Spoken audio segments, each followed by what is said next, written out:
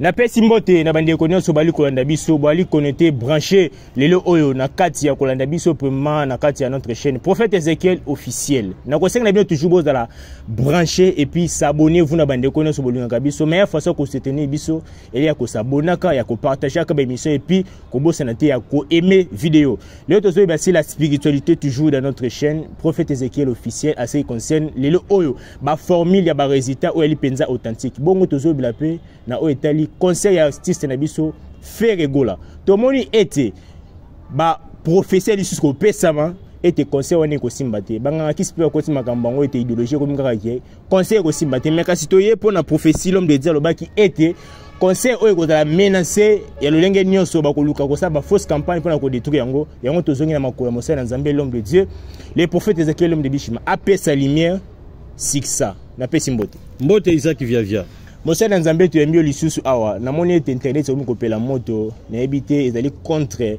car ezaka professeur pesa ki ma contre concert ezali ko tellement ou soit ezali kaka ba mauvaise volonté à battre ko sala te pona ko boycotter concert et artiste faire gola. Vraiment merci beaucoup pour la question nga prophète Ezekiel na sala na sentiment te ba yebi donc nzamba ayebi senga na mona qui prophétie sur concert à faire gola. La première des choses n'a pas ça qui précision dans le biais de concert oyo ba osela ngo ba faux concert ba faux campagne dans ba campagne à mabe donc ba benga ngo ba contre campagne ba osala pona ko désorienter batu afin que batu ba na martyreté donc ni ko lobake ba osela ngo ba publicité moko ya mabe. Alors quand j'ai donné cette prophétie le ko la prophète baye baraye soka bimisi eloko ane korisa msera za nzambe biso sa ba mekatote donc naza muta ba mekatote tant que naza muto na ndima spiritualité donc je ne peux pas mentir, je ne peux pas créer quelque chose. Donc na pesa ki lisakoli après 2 semaines et demie to ko mona ba publication ya Jacob Vandom o ya koya uzwa su ya bakinoa awa na Kinshasa babi Jacob Vandom akoya aya obunda awa na feri ebo valider ngo mosala nzambe mais Jacques Vandom so achema kola uzwa mbasu. Vous comprenez? Parce que au moins bekolo ndeta ba feri baza ba Congo. Ba Congo ba makasi na boro wana. Ba makasi na mbasu banganga tu ba Congo. Ba biso achema kola uzwa mbasu. Azwa mbasu. Vous comprenez? Alors, tant on a tali et tant que prophète, on a pesa elisakoli. Mais tant on sali analyse, on a bien compris que ezala batu oyo baza contre campagne yango, baza contre concert wana. Vous comprenez? Alors, totali déjà tout moni méchanceté à batu, mi tema mabe à batu. Parce que depuis que les concerts là ezala qui annoncé et dérangé qui presque batu nyonso. Vous comprenez? Et dérangé même na koto ya uta, famille ya uta, na clan na ye. Bazaki pour yété. Alors, to yé ce qu'on a adversaire na yé pour yété. Et puis il y a eu des gens oyo ba ko instrumentaliser politique pour être créer le roman beba jour wana le 17 le 24 donc bakanga stade bilo roman ndengwana moni communiquer bimi président salobi stade sa nini ekangama. Papa ngana yeba makambo wana te mais nzamba lola yebisanga mususu akoloba mais comment prophète akopeza prophétie si ba concert c'est que nzamba na intérêt à biloko abuzoba non concert na lobi d'abord c'est une organisation muta dépenser mbongo mutu wana musala na eza ko binisa ba bato eza métier na ye mais nzamba za kolo souffle na ye alors tant nzamba moni que mutu aza très combattu nzamba capable ko avertir mutu yango moni tant on a pète profession na lelo prophétie sa nini ekoki sami to moni lelo sport e bimaki o moni ba panneau publicitaire Vandam Royal le 17 événement ko le 20 le 24 yo moko moni na miso na biso ti e déranger ye moko ferré to ki fait rakenda ki première fois qu'il y a un nouveau gestionnaire, il y a stade. Basololi. Et nouveau gestionnaire, le but, on a évité sur les 24 Kozala. Parce que les 24 Eza Matata. Yemoko gestionnaire. Parce que c'était une prophétie au Ilobamaki. Et après, Yango. Tango, Makamango comme belé. Et comme belé, bah comme le Kozalate, Yemoko ferré, abunda ba relation, il paraîtrait qu'il y a Kendagi même comme on a bakonti. Tina président Sakomaki. Baye batali ba dossier ba bitete azamwa na mboka muninga na beta ki kimia yepe fa beta ki kimia ndo moni ordonnance européenne ndo moni siko gestionnaire a confirmé date wana donc makamba fere ezali makambo ba no sala malikolo oto bengaka eza bitumba banzoko yaki bitumba ba musicien niveau na bango te ba politicien pe ba côté na kati ba politiciens baza contre ye ba kota na kati babité journal faut ils ala babu makaka. Alors c'était une prophétie. Oh déjà na bimisaki nzamba yebisenga siri yango. Vous comprenez? Tant on a loba ki yango ba tutu batala ki on internet, il y a eu même de gens ba finganga mabe. Même ba taferi ba finganga. Vous comprenez? Ba taferi ba benganga ba finganga mabe. Nga binga na problème té nga na pesi prophétie que concert wana ba créer yango contre campagne. Tala ndenge ko sama ba ko sala tout ba empêcher. Alongwa kuna yaza Jésus. Jésus engi koloba nzambe pe akobunda. Mais tant ba ko mona manga ko isa mi tala bango ba golwa. Ba ko s'abonner na page na. Bon moni ba to ba zo macha chaîne ngeza ba golwa. Ah mais oui. Osomone ba s'abonner sikoyo ba bien te sera dans prophète nzambe. Donc c'est un peu ça. To moni pe kuna pe ba tu pe bimi pe bi que prophétie pe semka moko. Conseil que ton daté. Moi, je ne peux pas faire des choses par des sentiments. Voilà. N'attends pas qui message. Nzambe mutalobi. Mais je ne sais pas. Ah, Nzamba lobi. Ah oui, ça, ndeba moni période était prophétie pena était bon on a chaos. Non, wane zali babenga ngo prophétie sentimentale ou bien fanatisme. Peut-être le prophète a petit prophétie ou bien ngango a petit prophétie azamutuya. Ya mutukingandi ya clan mususu le roi lingara vérité yanga kosi makambo wana. Moi c'est que j'avais vu na mona bato belé, voilà, mais bato na bando directionné bango ba kende koto mususu nde ba yo yebisanga ke ba obundisa campagne na ye concert na ye, mais na mona bato belé selon la prophétie stade bato bakoya bato bakozala na bango. Vous comprenez? Mais ekotonda nenge ba wera batondisa te. Vous comprenez? Au moins, le stade où ndeko Aigle betaki et tonda pété ndenge ba were ba tondi ça. Parce que na simanango il y avait des vides. Mudina so monango ba image ezali. Vous comprenez? Liboso bato bazala ki mena simanango il y avait des vides. Alors stade pe ya ndeko fere et ko tonda nango mais ndenge ya kiwera ke. Donc os abatu ba rozala mais ndenge ya kiwera te po ya ba wera. Ba seconde d'ailleurs suki muté mona ne. Po ba balola penaka caméra. Tina sima podium ils ont abattu sous bano mona bato mona koute événement. Vous comprenez? Mais écoutez na ndenge ba raté. Donc c'était ça, mais bato bako ya, donc c'est un peu ça. Voilà, on est là qui m'a le Moselle Nzambe a pessi lumière ce qui concerne concert il y a fait rigoler l'artiste na biso. L'homme de Dieu nous passons rapidement na Italie si la spiritualité le o na Italie ba formule. Est-ce que ezali normal le o moto a travaillé formule au lieu peut-être là c'est passé directement dans Nzila Losambo comme dit la Bible peut-être? Vraiment c'est vraiment une très belle question. Batufo ba Bible zo bana mukanda na Osée 4:6 mon peuple périt faute de connaissance. Bible zo ba te que mon peuple périt faute de prière et de jeûne. Babi faute de connaissance. Et on to ba pasteur to tanga lilo banzambe théologie to tanga lilo banzambe nzamba fungola biso biso molimo to comprendre ba secret oyo to yebakati. Vous comprenez bien aimé. Alors, il y a la différence entre la prière et le rite. Rite cela veut dire rituel. Vous comprenez? Tu as trois sortes de prières. Tu as la prière de supplication, tu as la prière invocatoire, tu as la prière imprécatoire. Et ça la prière au basala ngo mutaka la ndenge baboti yo. Oui. Et ça la prière. Mais ça le bibongo c'est que prophète Esaïe abandonne le kabapo. Prophète Esaïe atambola mutaka la ndenge babotayi. Baga tala na Esaïe 8 atambola mutaka la ndenge babotayi. Et puis nzamba bisi atambola Jérusalem mobimba. Vous comprenez? Et ça va prière invocatoire au basala ngo mutakala. Et ça va prière imprécatoire au pe basala ngo mutakala. Et ça va prière de supplication. Prière de supplication et ali prière habituelle. Au biso tout ça là au lati lambo lati moi veste à propre, au lati moi panneau à propre chose à moi si, au sali prière soit au fukami soit au tomboli maboko. Vous comprenez? Alors, tous les trois catégories à prière, il y a une Bible zoloba, faites à tout temps toutes sortes de prières. Parce que l'apôtre Paul connaissait déjà les secrets de la prière. C'est parce que tu es bon de la tête. D'abord, il s'engage qu'est-ce que la prière? Prière, c'est que non. Prière d'abord est d'aller contact. Ça veut dire que aux ana 4 il y a dimension. Au loin na nzoto aucun na dimension mususu. Yango ba bengaka prière. Alors na 4 il y a prière. D'abord, tant que mutaso sambila, il faut yeba que toute prière est un rituel. Toute prière est un rituel. Tu es dans la Bible. Vous comprenez? Yes, si la prière, oyo a talisibiso, il y a notre Père qui est aux cieux.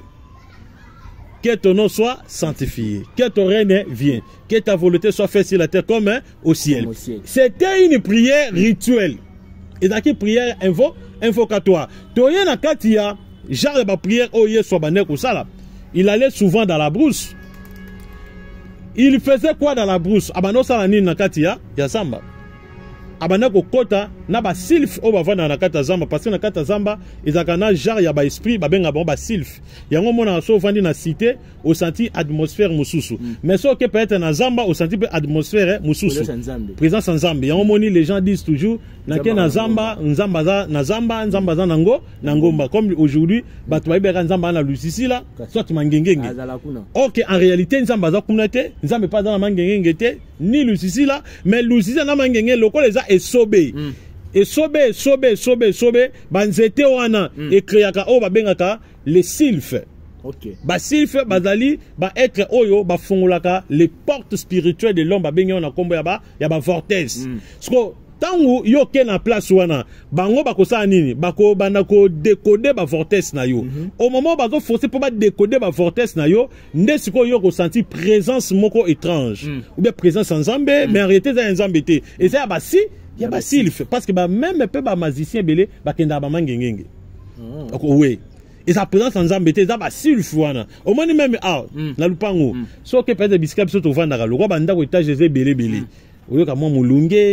mais il y a des façons na sans état na senti fraîcheur ma l'île na yoka bien vous comprenez mais dans le bateke loko l'église na ngeza pemben c'est que nzamba za pemben non et ça ba sylphe banzete o éclair ba sylphe donc c'est un peu ça alors et ça ce qu'on a ba prière oyo muto akoyi ko sala ngo aux solutions du coup il y a une prière invocatoire na imprécatoire mais prière on va bien la prière de supplication solution soit après 6 mois il y a un bagage te nzambe et où melaka mais prière invocatoire et ça va prière salamaka aux yeux du coup on va bien dire tic au tac mais ce qu'on a quatre prières invocatoires et c'est la première des choses il faut respecter la loi de la nature la position de la prière la position de l'énergie et puis la façon tu es en train de demander et puis selon les problèmes que tu as parce que chaque jour, il y a un ange nango ou agira kabajou, bajou.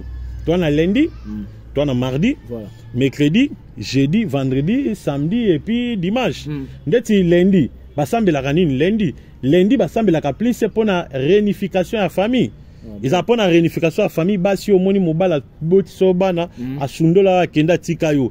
Olingi mobali wana zongela yo nzamba sunga zongelo po aya ko s'occuper na famille na ye. Basambe la kango le lundi. Et puis ils ont couleur nango couleur pembe normalement lundi so muto samedi fala tatoja pembe soit robe ya pembe obanango mardi ils ont pona ba prière ya justice mutakambango ange justice ba bengé na kombo ya Gamaël vous comprenez muta na problème na parquet muta na problème na nini et sengeli o sambela les mardi et puis dans la couleur nango sengeli yo lata couleur na yango esengeli lata po couleur nango balata ka ezani ni ezali jaune couleur nango balata eza jaune eza mardi eza mukolo ya justice donc nzamba ça la justice donc oza pour ça au long eloko moko boyi mercredi ange azali jeudi ange azali vendredi ange de l'amour vendredi samedi ange ya vengeance vendredi plutôt samedi ange ya vengeance balata couleur mwindo ozomona très bien mwindo olati toja mwindo ozo sambela wana ezali ange ya vengeance olingi banguna no bazwa fimbu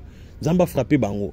Vous comprenez? On a aja, il y a vengeance. Alors, ce qu'on y a la loi de la nature, par exemple, ba yibio téléphone. Bien ba yibio mutuka. Vous en avez ça mutuana a kozong selo mutuka. Au sambela les samedis. Même si ba yibio lundi, ba yibio mardi, faut la samedi pour ça mukolo nango. Tango komi wana au bondeli, ils en a ba biloko esengeli ozwa. Mais normalement, mutu pas son cela est loco. La première des choses, sur l'ingé vengeance, qui nous a bétaillé, il faut la tatouage noir. Ou la tatouage noir, noir et le bani les ava, vengeance. Ils ont qu'à moulilité. Ils ont donc ils ont vengé. Makambo batubasa, basalio. Ou la tatouage noir, au bandi koloba. Si combo ya mutu wana, ils ont un rituel où on a quoi copier sa mutu, au luki kaka mbongo. Mbongo ka normal. Au luki mbongo. Alors, ceux qui oyebi kombo ya mutu wana te, kende bisika oyo mutu kano izalaki. Au télémisaka na supermarché tel, na commune tel, je m'abelé à place wana. 3, 4, 5 mètres ya espace. Ozui mabele, ochango likolo ya mbongo. Olobi mutu wana yibinga boye sali déclaration. Kanga mbongo wana singa ya pembe. Zwa likala zwa moto chana mbabola sala déclaration mutu yibinga mbongo bisika zali ya moke mbongo wana eza mbongo utina motoki nangati. Se utina motoki nanga na posa kozongsa mutuka. Zwa mabele na tumba chana mbabola. Ebeta kano pa. Sore beti bakano ilandami mutu wana bisika za zwi malade.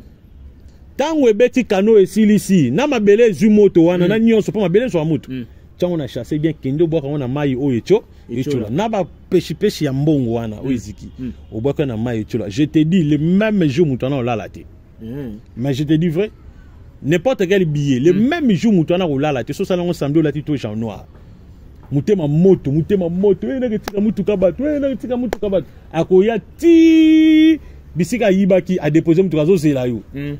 Nga na sala ngo mettre for yo za na église oyebi. Très bien. Na sala mettre for muyiba kota yiba ba chombo akei na atelier sera wana yebwe pa to sala formule bubu akebe muyiba ye ayo zonga o na bosa na loko bosa nini o te téléphone ko za yebino. Yo yebiango. Donc c'est ça ce qu'on appelle la prière invocatoire. Alors prière wana ezwaka résultat le même jour. Alors, dans la Bible, Jésus-Christ a salapé ma prière invocatoire ébélée. D'être dans Jean chapitre 9, verset 6, à Koutanina aveugle né de naissance. Tant à Monier, Balobi, te, Moutoyo, et là que ça n'est pas comme aveugle, Boïza, ma souma, ma parent. Isaboy, y sur l'habité, Nzamba permettra qu'il y ait un aveugle pour Misala qui bon Nzambé Sani. Et Mimoni Sama. Et Jésus-Christ a boit qui soit in amabélé. Tant qu'il soit in amabélé, à Salipa, pentacle, bah tu vas m'en quitter. Pas à décorer bout. Atali si elongi atali sin zodiac ya mutuana sali pantake bu abi de mutu azabo azu so ina mabele apakoli na munoko et plutôt na miso abi si ebo meme na réservoir de Siloé pas n'importe ne fratate na Jérusalem te na Bethléem te mais maya Siloé étant ba meme mutana sokole longi mbala maseni amoni on les a prières invocatoires ba benga ba rituel les a prières ça la marapata ba rituel ça veut dire ba cérémonie vous comprenez alors lelo oyo religion mutunde mute limita biso parce que religion etika biso na prière de supplication yango mona ka mutu ça prière de cérémonie ba benga zanganga mais ba boza ke Yesu ye moko nzambe mama na nganga parce que Yesu ye moko asala mokili à partir ba cérémonie. Il a fait des cérémonies pas que a créé Mokili. À sali premier jour, à sali deuxième jour, à sali troisième jour, à sali quatrième jour, à sali cinquième jour, à sali sixième jour et Bible le dit septième jour après mi. Tant ce sont des cérémonies. À sala ba formule et Bible zo ba tant sala ki mutasani. Il a dessiné l'homme. Et ça cérémonie, et ça rituel. A dessiné no mutamabeli, a juste souffle à sani à fouli. Muta abimina mabe mais ça cérémonie ben cérémonie donc c'est un peu ça donc prière rituelle et ça prière oh yaka mbangu et ça prière ça avec des cérémonies donc ce que ça liango du coup muta solution alors lelo c'est possible mutu a récupérer le quoi bungisaki a récupérer mobali a récupérer mwasi a récupérer musala ou bien bano linga na musate ba lingaye. Donc peu importe le problème, il suffit que on a prophète moko nzamba utilisa kaye ayebi ba prière invocatoire apesio bou makambezu solution donc c'est un peu ça. À moi la vengeance, à moi la rétribution mosa nzambe. On est loba o nzambe o bibili et lobi. Mettons bozo ba ete vengeance moko na samedi ko niata mungu na sebe niata moi la vengeance. Na ebité li communion na zo mona ngo koma ezali or makambo ali koloba. Ah, c'est vraiment une question terrible. Hein? Bible zoloba à moi la vengeance, à moi la rétribution. Voilà. Oui. Cela veut dire que dans le cadre que nous ne pouvons pas venger. C'est où ma belle fano ka bon nzambe moko ya tika chombo kinde. Obali mwasi na yo na mbongo makala, mbongo ya fufu, mais jeune moko na ngambo bazo dame. Vous comprenez? Musulman na ngambo na zo lelo mwasi. Alors ce que yo lobité à moi la vengeance, à moi la rétribution nzambe mo kota likambo na bi. Mais madame déjà kimina valise à bilamba. Atiki lo bana 40. Repas nango eh siko omona ne madame azoleka na nini pio de sombi na coin ayeko kalingela voisin na yo mona le mo voisin na pas sika betemba bata yo pozoka ne madame ba betemba ta boza ba voir bon otika ka à moi la vengeance à moi la rétribution Est-ce que n'invite ça on comprend les candidates? Non, comprends.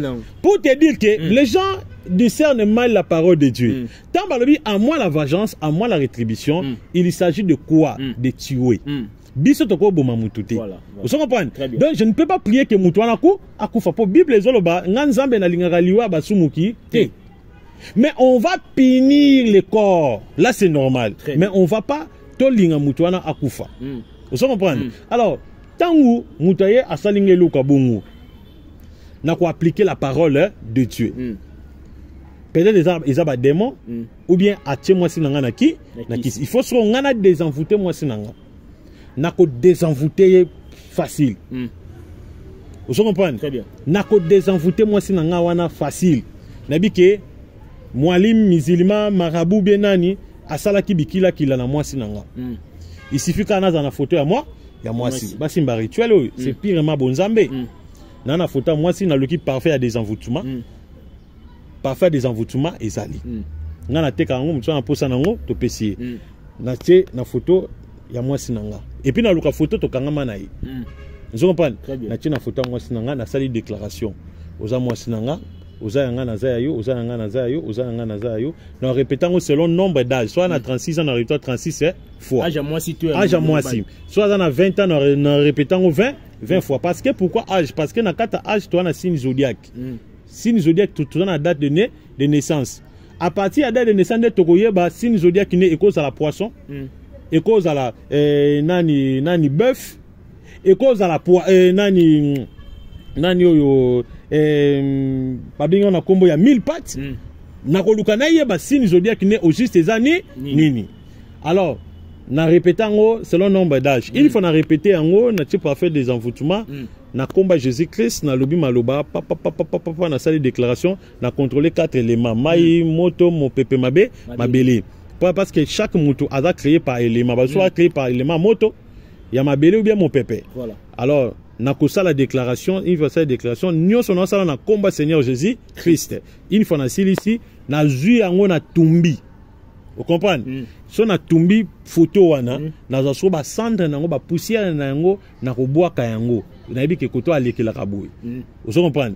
Na boaki yango. So pe na yebi koto alekela kate, loko aza mo sto vivant na ye na yeba famille na ye. Na boaka mpanza famille na ye. Vous comprenez? Une fois na boaki bisika za, soki ba cheke na kisi parce que ezana kisi yo mibali ba chaka basi, ako kango pe pendant 12 ans. Ako kango pe pendant 20 ans, ako kango pe ya libela, o ya libela za bomelani makila. Wana libela ato kufi olingi kaka. Ako kango pendant 3 mois. Ngasko so na sali service wana na sali prière invocatoire. Mbala moko bisika dali mwasa koyoka lokola makila na nzote pandani pou. Oh, nasapi. Atali. Oh, eloni na abando raisonner berera uti ko ça. Ko ça là. Mbama abengyo chéro zapi chéri to kuta to solo là. Na détaché. Vous comprenez? Wana sko eloko ça là ngo eza prière ba bengi invocatoire. Vous comprenez? Ou bien prière imprécatoire. Imprécatoire c'est bien na bêti mauvais sort na libérer moi si. Invocatoire na bêti kaka na désenvoûter mbala moko na boy na ko frapper mobali. Alors ce qui na sale loko wana nde ba benga prière invocatoire, prière ça ma partie bari rituel. Mais résultat est comme on a le même jour. Na repérer maman. Vous comprenez? Mais ce qu'on s'allie sur prière de supplication. Au côté ma bonne li ozo bonde la nzambe libérez-moi au nom de Jésus moto tumbaba kisinyoso nzamba yo kiyo. Mais résultat ya après 6 mois. Et pendant 6 mois madame aziborte zemi 6 mois. Beaucoup la mwana mbanda. Je suis avec l'homme de Dieu. Vous comprenez hein? C'est ça important ça prière. Moni banganga belé. Banganga basala la prière invocatoire na imprécatoire. Nganga ayelo prière de supplication aye bien outi. En salle invocatoire na imprécatoire mo banganga basenga yaka na soso, yaka na kitendi, yaka na siko bango so basala ya mabepo, il faut batwa ebelo ko moko. Surtout bato balandanga na internet boye banga très bien bike bo finganga na nganga mais bo comprendre nga mukumsu peut-être dans na mokiliote. Voilà. Boye belo ko moko. Omoni nyoso Satan salaka a inventé un ngote a mona yango na lola a perverti yango azo ça ado salila boye bango lelo mama na bengo susu mama nga na saleli mutu service botoko lobate azana ba anniversaire ebele yo yebi ebele faut pas ça la vote ebele ye na maboko ana mbongo ya kosala te. Vous comprenez?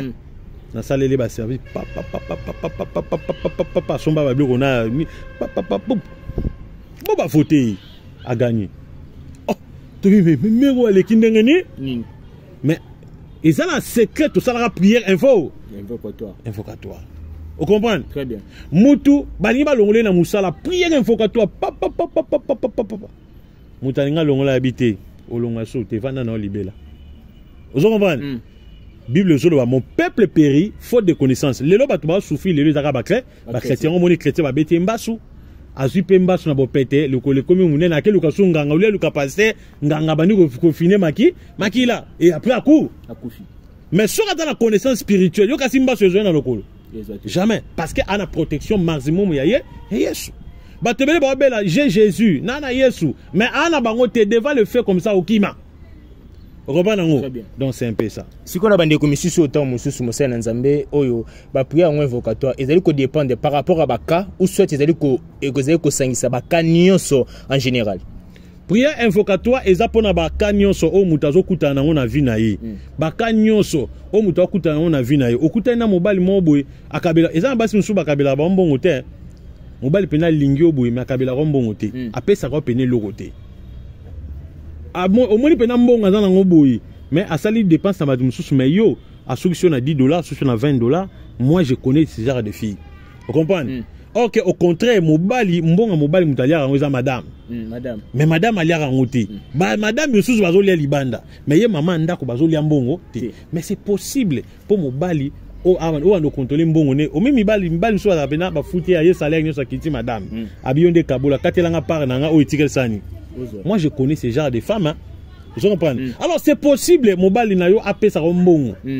Il suffit que koyeba prière invocatoire ni na ko betele. Peut-être le salé bon eza démon. Eza fille moko ba laisser bilial ya nanzela. Ce qu'on désenfouter papa et puis cotissier. C'est simple. Mobile nayo apé sa kayote. Mobile moi si pouvoir ni nyonso zakana sexe. Nyonso. Pour mobala kabila ko mbongo sexe 4. Soka mobala bimi na yo ici la komi joba. Yeba ke so bokabone abongo tu ya ye komi ya yo mais yo koma so mobala bimi na yo bokaboni akomi ngando. Obenge ba atika makelele. Ouais zakani. Te eza démon. Arrêtez zaka démon. Soit eza moi si moko za bampoka. Alors ce que loko wana po longwa ezani moi je connais il y a beaucoup de formules. Tant formule ba citron. Ba citron. Na bombi yango. Citron ba tiana ba citron oyo moi si citron ka ya pambo oyo to fiba ka izaka vert vert citron bord moko na verti ya puissance d'attraction à séduction makasi pour bala pesombo bongo ngadia dia olami na tongo brosser minuté ozwi ngada de longoli o depushango ozo bandi kota funa ko melate kana bololo nango vous comprenez bandi otafuna bandi tanga kombo ya mobile tanga kombo na yo John pesanga mbongo yo John likoshi munene pesanga mbongo nyonso ya yoza ya ngai mbongo nyonso ya yoza lango bandi ko lobo sisi après juste koyo masalité wana oyo ouais ba pousser voilà boaka ngo na moto moni moto namba bolote boaki na moto vous comprenez je te dis Isaac mwana ozwa mama na shawarma uyo mwana da shawarma 20 000 francs. Ça met à 5 000. Mais moi, c'est le charama 20 000. Vous comprenez? Aïe, on a 7. Mon colo va au foot aïe. Surtout ma maman va bête le 28. Mon va foot à ma père. Au moins, madame. Au moins, il y a ngade da pambo. Ngade da pambo. Même ceux qui, moi, si on a dans ma domination. Si on a ngade da pambo, on a un monoko. Domination ekotote oh boy bi mesi ana da mulima domination lobi to yoka kai zo ngade de lele ngade de nyoso zo sala ekota yo te wana loko ya liboso eloko mi balé ezana uli nga na petite na tekela ba mama wana penda mobala komi love kilao mobala bimi na yo asisi ko pangusa makambo te makambo nyo César ezali vous comprenez ozuka nini tige coton osali nini otubi na kata le legisi likolo ya kundulu pe l'équipe de Kola Kundulupe toi na ebisi o soka yesu su deuxième boss ou luka ya beta deuxième boss soit beti deuxième boss ici papa ko miki là on a sombelo villa na ma campagne On comprend ouais. On comprend là. Kasi yango ba deuxième femme ba beta ba yo mona ba première fois ba na biloko. Première fois ba na biloko te. O même ba chrétien mabe. Mutalia ka mbongo eza la deuxième femme. O même ba chrétien mabe. Et ça spiritualité. Les gens doivent comprendre la spiritualité et la religion c'est deux choses différentes. Voilà. La spiritualité ezali pratique, ezali vie. La religion ezali to s'adaptaka. Donc ezali la coutume moko boye. Mais ezanga puissance. Mais la spiritualité ezali vite au botama bongo pour te dominer. To za batamoli avant to na mokili to zala na no batamoli. Donc c'est un peu ça. Voilà, to comme na suka bilia mokwalelo na ko senga toujours bo s'abonner, mo senga nzambe azali na mo senga nzambe mo maloba bino ya suka bandiko so bandi biso bana posa pe ya ko kamata ba former ya ko utiliser yango ya ko pratiquer yango na énergie nyonso. Bandiko to bana posa wana nazo yamba chaque mercredi na 14h, chaque vendredi na 14h, dimanche nos à partir de 8h juste. Nazo yamba au félé. Mais lundi tout na yamba na mbongo. Lundi loko ezali mon qu'on appelle marabatu bazana posa na ngape. Oyeka na 10 000 fois congolais. Oye une église na 10 000 fois congolais lundi de 12h à 17h. Mais mercredi na 14h, vendredi na 14h, dimanche na 8h au félé. Et puis bandeko ba Hollande mission oyo bayebaki to na veiller munene eza vendredi le 26. Vendredi le 26 to na veiller boya ebele oza poso yeba makamba spiritualité otuna nga ba question au lieu que luka marabu nganga yake pas Jésus Christ hein o yake pas nga prophète Jésus azakati nanga to kopeso mayele wana yaka tokutano na veiller veiller wana ezali ka connaissance biso to vana na mabele tozo lela yesu tozo bela yesu to sala trois sortes de prières de supplication invocatoire puis imprécatoire donc bato to bana bakawana boya et puis na senga na bandeko nyonso oyo balingi ba supprimer ba karma na bango mpona tango osala bolamu na orphelin malédiction ezokita bosunga ba orphelin na moi 100 200 bobenganga na plus 243 97 76 24 404 et ça numéro WhatsApp donc c'est un peu ça. Voilà, tokomi na suka ya émission mokwalelo. J'ai dit un grand merci à bandeko so boanda ki biso boala ki tellement belé na kati ya kwanda biso. Na PCP merci à celui qu'on appelle Vérotéry mon président accompagné na présence ya Wal Sikombwe. Bambo te belé bisika nyo so ba nzambe boali. Je salue aussi ma maman Liliane, maman Chantal et pourquoi pas Joyce Vision. Boali tellement belé na ko s'aimer toujours partager cette émission et puis n'oubliez pas ya ko s'abonner et puis ya ko activer cloche d'identification et on se voit juste après.